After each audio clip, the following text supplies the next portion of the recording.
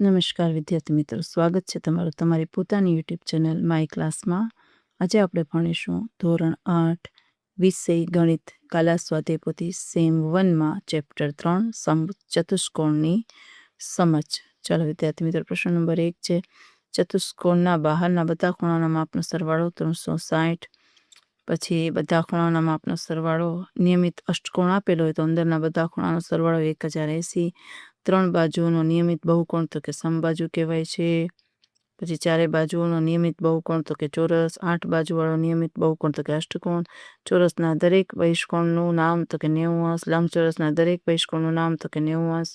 નિયમિત ષટકોણના દરેક બહિષ્કોણનું નામ તો કે 60°. અને સમલંબ ચતુષ્કોણમાં સામસામેની બાજુની માત્ર એક જ જોડ સમાંતર હોય છે. ચાલો, ખાલી જગ્યા છે. પ્રશ્ન નંબર 2 આવે તે વિકલ્પ શોધીને તમે લખી શકો છો વિદ્યાર્થી મિત્રો. એ જ રીતે પ્રશ્ન નંબર 2માં ટોટલ 16 ખાલી જગ્યા છે, જવાબ લખી શકો છો. પછી પ્રશ્ન નંબર 3 છે, એમાં સાચો વિકલ્પ શોધી અને ચોરસના જવાબ લખવાના થાય છે વિદ્યાર્થી મિત્રો. લખી શકો છો. MCQ આપેલા છે. ચાલો, હવે છે ખરા ખોટા વિધાનના. એમાં પહેલું ખરું, પછી ખોટું ખોટું. જો લખી શકો છો ખરું ખોટું ખરું ખોટું ખરું ખરું ખોટું ખોટું ખોટું ખોટું ખરું અને ખરું. બધા જવાબ તમે આવી રીતે લખી શકો છો. હવે પ્રશ્ન નંબર 5, નીચેના પ્રશ્નોના જવાબ.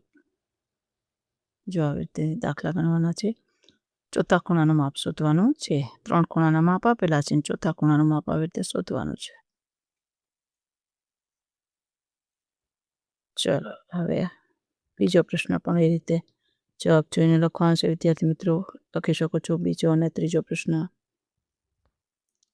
એ જ રીતે ચોથા પ્રશ્નમાં 2 છે. આકૃતિ માટે x નું મૂલ્ય આવી રીતે તમારે શોધવાનું થાય છે. બંનેના જવાબ આપેલા છે, જોઈને લખી શકો છો. પછી 5મો પ્રશ્ન છે, એમાં પણ x + y + z માં x નું મૂલ્ય શોધવાનું થાય છે.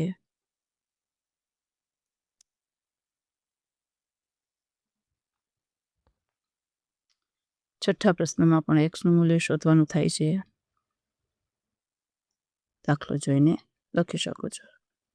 એ જ પ્રમાણે 7મો પ્રશ્ન, સમાંતર બાજુ ચતુષ્કોણ આપેલ છે. ABCD માટે x, y અને z ના મૂલ્ય શોધવાના છે. બંનેમાં એ જ રીતે આપેલ છે. પછી 8મો પ્રશ્ન, ABCD માટે x અને y ના મૂલ્યમાં પણ ચતુષ્કોણ આપેલું છે. પછી આકૃતિ માટે x દોરો, x શોધવાનું થાય છે. પછી પ્રવૃત્તિઓ.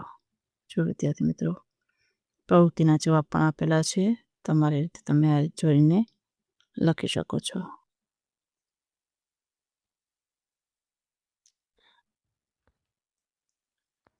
ચાલો વિદ્યાર્થી મિત્રો, આજના વિડીયો લેક્ચરમાં આટલું જ છે. તમને વિડીયો ગમે તો લાઈક કરશો, તમારા મિત્રો સાથે શેર કરશો, મારી ચેનલની સબસ્ક્રાઈબ પણ કરશો. આવજો.